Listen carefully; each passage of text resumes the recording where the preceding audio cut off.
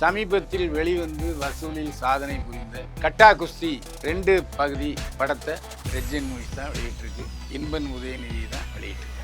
இப்போ ஆதவ அர்ஜுனா சவால் டர் ஆகிவிட்டது. ஏசட்டிவேட்டுடன் வெளியாகிறது ஜனநாயகம். டிஸ்ட்ரிபியூட்டர்களிடம் ஒரு நிபந்தனை வைத்திருக்கிறார் தயாரிப்பாளர். இந்த ஜேசன் சஞ்சய் இயக்கிய படம் இப்போது வெளிவரவில்லை. அப்பா படம் வருது, அதனால மகன் படம் தள்ளி போகுது. சிறிய பட்ஜெட் படங்களுக்கு தியேட்டர் கிடைப்பதே இல்லை. ஒரே நாள்ல படத்தை தூக்கிடுறாங்க. மாதம் ஒரு முறை வெளியாகும் குறைந்த பட்ஜெட் படங்களுக்கு, திரையிடப்படும் படங்களுக்கு வரி கிடையாது சொன்னா கண்டிப்பா தியேட்டருக்காரங்க தருவாங்க. அவர் பிறந்த தாய் வீடான தமிழ் சினிமாவுக்கு அவர் கண்டிப்பா செய்யணும்.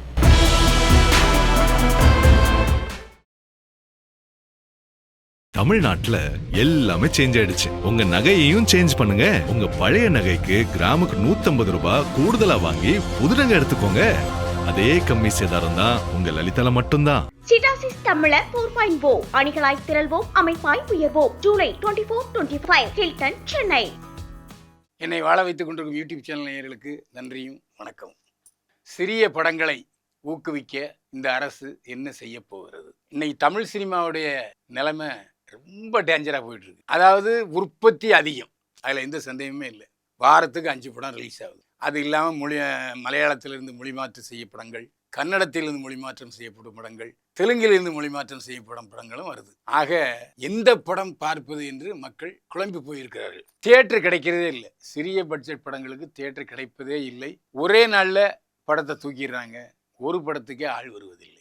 இதற்கு பல காரணங்கள் இருக்குது. டிக்கெட் கட்டணம் அதிகம், ஸ்நாக்ஸ் கட்டணம் அதிகம், பார்க்கிங் சார்ஜ் அதிகம். ஒரு நடுத்தர குடும்பத்தால் தியேட்டரில் போய் ஒரு படம் பார்த்து வரணும்னா 2000 ஆகுது. 2000 ரூபா ஒரு படத்தை பார்க்குற செலவு பண்ண முடியுமா? பொழுதுபோக்குக்கு 2000 தேவையா என்று பலர் யோசிக்கின்ற காரணமாக சினிமா தியேட்டருக்கு வருமானம் குறைஞ்சி போச்சு. காலங்காலமாக டாக்டர் கலைஞர் முதல்வராக இருக்கும்போதும் சரி, முன்னாள் முதல்வர் மு.க. ஸ்டாலின் ஆட்சியில் இருக்கும்போதும் சரி, சின்ன பட்ஜெட் படங்களுக்கு தியேட்டர் கிடைக்க எந்தவித உதவியும் செய்யவில்லை. முதலையாச்சும் கலைஞர் பீரியட்ல தமிழில் பெயர் வைத்தால் டாக்ஸ் ரிலீஃப் என்று அறிவித்தார். அது நிறைய பேருக்கு உதவிகரமாக இருந்தது. இப்போ நேர்மாறாக தமிழ் படங்கள் எல்லாவற்றுக்கும் ஆங்கில பெயர்கள் வைப்பதை ஃபேஷனாக வைத்திருக்கிறார்கள். நான் ஒரு நாளைக்கு தயாரிப்பாளர்கிட்ட கேட்பேன், ஏண்டா எடுக்கிறது தமிழ் படம், நீங்கள் ஐயா இங்கிலீஷில் பெயர் வைக்கிறீங்க கேட்டால், சார் ஓடிடியில் அப்போ தான் சார் வாங்குறாங்க. ஸோ தயாரிப்பாளர் மீதும் குற்றம் சொல்ல முடியாது. இதுக்கு இடையில இந்த அரசு பொறுப்பேற்றதும், அதாவது தமிழக வெற்றி கழக அரசு பொறுப்பேற்றதும், அமைச்சர் ஆதவ அர்ஜுனா என்ன சொன்னார்னா, ரெட் ஜெயின் மூவிஸ் திமுக சார்பான நிறுவனம் இனிமேல் படங்களை ரிலீஸ் செய்யாது, ஏன்னா எங்கள் ஆட்சி வந்துருச்சு என்று சவால் விட்டார். அதாவது ரெட் ஜெயின் மூவிஸ் படத்தை ரிலீஸ் செய்ய முடியாது என்று சவால் விட்டார். ஆனால் நேர்மாறாக சமீபத்தில் வெளிவந்து வசூலில் சாதனை புரிந்த கட்டா குஸ்தி 2 பகுதி படத்தை ரெட் ஜெயின் மூவிஸ் தான் வெளியிட்டிருக்கு. இன்பன் உதயநிதி தான் வெளியிட்டிருக்கார். நேற்று வந்த லவ் ஓ லவ் படத்தையும் ரெட் ஜெயின் மூவிஸ் தான் வெளியிட்டிருக்கு. எனவே வாரத்துக்கு ஒரு படம் வெளியிடுவது என்ற முடிவுக்கு வந்து விட்டார்கள். இப்போ ஆதவ அர்ஜுனா சவால் டர் ஆகிவிட்டது. அப்போ ஆதவ அர்ஜுனா என்ன செய்யணும்? நீங்கள் ரெட் ஜெயின் மூவிஸுக்கு போட்டியாக இன்னொரு நிறுவனம் உருவாக்க வேண்டும். அதாவது ரிலீஸ் செய்வதற்கு புதிய நிறுவனங்களை உருவாக்க வேண்டும். அது இப்போதைக்கு ஆதவ அர்ஜுனாவாலேயோ அல்லது அரசாலேயோ முடியாது. ஏன்னா எந்த படம் ஓடுன்னு தெரிய மாட்டேங்குது. ஆனால் ரெட் ஜெயின் மூவிஸுக்கு அந்த புத்திசாலித்தனம் இருக்குது. எந்த படம் ஓடுது என்பதை எளிதாக கண்டுபிடித்து விடுகிறார்கள். எனவே நல்ல படங்களை வாங்கி விநியோகிக்கிறாங்க, படம் ஓடுது, அவங்க லாபம் அடைகிறாங்க. இவ்வளோத்துக்கும் கமிஷன் பேசிஸில் அவங்க படத்தை ரிலீஸ் பண்ணுறாங்க. இப்போ நாம் என்ன சொல்கிறோன்னா, பல தயாரிப்பாளர்கள், விநியோகஸ்தர்கள், நடிகர்கள் கேட்டுக்கொண்டு கிடங்க அவங்க என்ன சொல்கிறாங்கன்னா, தயவு செய்து தமிழ்நாட்டில் உள்ள எல்லா தியேட்டர்களிலும், மால் தியேட்டருக்கு கூட நீங்கள் விட்டுலாம், மால் தியேட்டர்களை தவிர்த்து மற்ற தியேட்டர்களில் மாதம் ஒரு வாரம் கண்டிப்பா பட்ஜெட் படத்தை ரிலீஸ் பண்ணி ஆகணும். இது எப்படி ரிலீஸ் பண்றீங்கன்னா, புதன்கிழமை தோறும் சென்னை கமலா தியேட்டர்ல ஒரு டிக்கெட் 100 ரூபா தான். அதே மாதிரி கொண்டு வருங்க. எல்லா தியேட்டர்லையும் ஒரு வாரம் 200 ரூபா 150 ரூபா டிக்கெட்லாம் கிடையாது. 100 ரூபா தான். 100 ரூபா கொடுத்து எந்த இடத்துலயா உட்காந்து பார்த்துட்டு போ என்று சொல்வீர்களே. ஆனால் சிறிய படங்களுக்கு தியேட்டர் அதிபர்கள் கண்டிப்பா கொடுப்பாங்க. ஏன்னா அரசு உத்தரவு வந்தா அரசு உத்தரவுக்கு கீழ்பட்டு கொடுப்பார்கள்.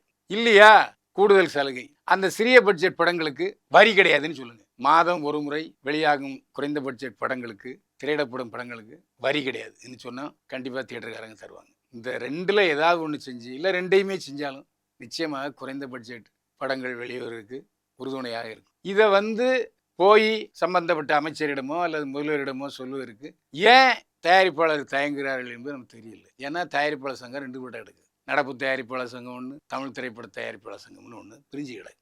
எனவே தான் இந்த யோசனையை தயாரிப்பாளர்கள் சார்பிலும், விநியோகஸ்தர்கள் சார்பிலும், நடிகர்கள் சார்பிலும் நாம் வைக்கிறோம். தயவு செய்து முதல்வர் தளபதி விஜய் இந்த விஷயத்தில் கவனம் செய்து அவர் பிறந்த தாய் வீடான தமிழ் சினிமாவுக்கு அவர் கண்டிப்பாக செய்யணும். ஏன்னா அப்படி செய்யும் பட்சத்தில் தமிழ் திரையுலகம் கையெடுத்து கும்பிடும். நீங்கள் நல்லா இருக்கணும், நாடு முன்னேறன்னு வாழ்த்தும். சரி, இதுக்கு முன்னால் ஏதாவது இப்படி நடந்துச்சான்னா ஆமாம். முதல்வர் புரட்சி தலைவராக இப்போ இருந்த காலத்தில் முதல்வராக இருந்த பொழுது நிறைய தியேட்டர்களில் ஒரு 40% தியேட்டர்களில் ஆங்கில படங்களும் இந்தி படங்களும் தான் வெளியிட்டு கொண்டிருந்தார்கள்.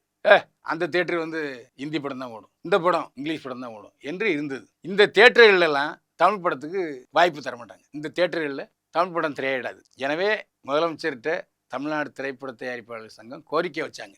உடனே அவர் என்ன செஞ்சாருன்னா, மாதத்துக்கு ஒரு நாள் தமிழ் படம் கண்டிப்பாக வெளியிட்டே ஆக வேண்டும் என்று உத்தரவு போட்டார். அதற்கு பிறகுதான் சென்னை சஃபயர், அப்புறம் நட்ராஜ், திருவல்லிக்கேணியில் ஸ்டார் தியேட்டர்லாம் தமிழ் படம் போட ஆரம்பித்தாங்க. எனவே முன்னுதாரணமாக புரட்சியாளர் எம்ஜிஆர் இந்த உத்தரவை போட்டிருக்கார். எம்ஜிஆர் வழிநடப்பாக சொல்லும் தளபதி ஜோசப் விஜயும் இதை கண்டிப்பாக செய்வார். ஜனநாயகன் ஏ சர்டிஃபிகேட்டோடு வருகிற 23ஆம் தேதி வெளியாகிறது. இது தயாரிப்பாளர் தரப்பு செய்தி. ஜனநாயகன் படத்துக்கு பல கட்டுகள், அதில் ஒரு 12 கட்டு போல் கொடுத்துருக்காங்க. கட்டு கொடுத்த பிறகும் ஏ சர்டிஃபிகேட்டுடன் வெளியாகிறது ஜனநாயகம். இது விஜய் ரசிகர்களுக்கும் தமிழ்நாடு வெற்றிக்கழக தொண்டர்களுக்கும் இனிக்கும் செய்தி மட்டுமல்ல, எல்லோருமே ஜனநாயகன் படத்தை பார்த்து விட வேண்டும் என்ற ஆவலில் இருக்கிறார்கள். இத்தனைக்கும் அது இடையில இணையதளத்தில் வெளியிருந்தது, அதையும் நிறைய பேர் பார்த்தாங்க. என்னது இருந்தாலும் ஸ்க்ரீன் எஃபெக்ட் வராது. என்ன ஒரு வருத்தம், ஏ சர்டிஃபிகேட் என்பதால் 18 வயதுக்கு குறைந்தவர்கள் படம் பார்ப்பதற்கு வாய்ப்பு இல்லை. ஏன்னா நிறைய ரசிகர்கள் பிலோ 18 தான் விஜய்க்கு. அது ஒரு கஷ்டம்தான். இருந்தாலும் படம் போடுறதுக்கு வாய்ப்பு அதிகம். இதில் முக்கியமான விஷயம், டிஸ்ட்ரிபியூட்டர்களிடம் ஒரு நிபந்தனை வைத்திருக்கிறார் தயாரிப்பாளர். அதாவது எல்லாரும் எம்ஜி வாங்கணும், அவுட்ரேட் முடியாது, எம்ஜி நாங்கள் சொல்கிற கட்டணத்தை கொடுங்க, படம் ஓடலாம் திருப்பி தந்துடுவோம் அப்படின்னு சொல்லியிருக்காரு. அதுக்கு தயாரிப்பாளர் இன்னமும் ஒத்து வரவில்லை. அது ஏதாவது சமாதான பேச்சு நடந்து கொண்டிருக்கிறது. ஜனநாயகன் படத்தை பொறுத்தவரையில் தமிழக வெற்றிக்கழக கொடி, அப்புறம் அம்பேத்கர் பேசிய விவரம் படங்கள், இது போன்ற முக்கியமான காட்சிகளை எல்லாம் நீக்கிவிட்டார்கள் சென்சார் அதிகாரிகள். சென்சார் தரப்பே ஏ சர்டிஃபிகேட்டை நாங்கள் கொடுத்திருக்கிறோம் என்பதை அறிவித்திருக்கிறது. எது எப்படியோ பல்வேறு போராட்டங்களையும் தடைகளையும் சந்தித்த ஜனநாயகன் வர 23ஆம் தேதி வெளியாவது உறுதியாகிவிட்டது. இதை தொடர்ந்து அந்த வாரம் வெளியாவதாக இருந்த ஜேசன் சஞ்சய் இயக்கிய படம் இப்போது வெளிவரவில்லை. அதனுடைய வெளியீடு தள்ளி போகிறது. அப்பா படம் வருது, அதனால மகன் படம் தள்ளி போகுது. இதுதான் லேட்டஸ்ட் தகவல். விடைபெறுகிறோம். நன்றி, வணக்கம். தமிழ்நாட்டுல எல்லாமே சேஞ்ச் ஆயிடுச்சு. உங்க நகையையும் சேஞ்ச் பண்ணுங்க. உங்க பழைய நகைக்கு கிராமுக்கு 150 ரூபாய் கூடுதலா வாங்கி புது நகை எடுத்துக்கோங்க. அதே கம்மி சேதாரம் தான் உங்க லலிதால மட்டும்தான். சிட்டாசிஸ் தமிழர் 4.0 அணிகளாய் திரள்வோம், அமைப்பாய் உயர்வோம். ஜூலை 24-25 ஹில்டன், சென்னை.